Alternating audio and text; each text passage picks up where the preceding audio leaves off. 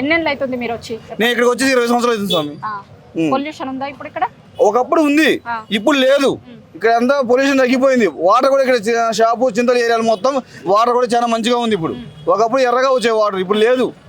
మీ వెనకాల ఇప్పుడు అక్కడ ఉన్న జనాలు ఎవరు వ్యతిరేకిస్తలేరు, కొంతమంది పొలిటీషియన్లు మాత్రమే రెచ్చగొడుతున్నారు. మేము పొలిటీషియన్ కాదు కదా, నేను ఎంప్లాయీని, నేను ఒక ప్రైవేట్ కంపెనీలో చేసే ఉద్యోగిని. ఈ ఉద్యోగం ప్రైవేట్ కంపెనీ పోతే నేను ఎట్లా పోవాలి, ఎట్లా బతకాలి ఇక్కడ? మళ్ళీ నేను అక్కడ మా ఫ్యామిలీ మొత్తం తీసుకుని అక్కడ పోవాలి. ఇక్కడ ఇల్లు ఉంటుంది, నేను అక్కడ ఉంటాను. ఎట్లా బతకాలి మేము?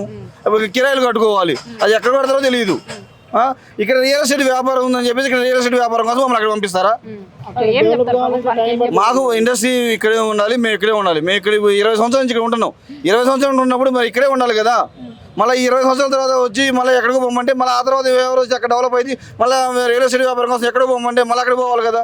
ఇక్కడ ఉన్న ఇండస్ట్రీని ఆసియా ఖండంలో అతిపెద్ద ఇండస్ట్రీ. దీనికి ఒక జీడిమెట్ల ఇండస్ట్రీకి ఆసియా పెద్ద ఇండస్ట్రీ ఇది.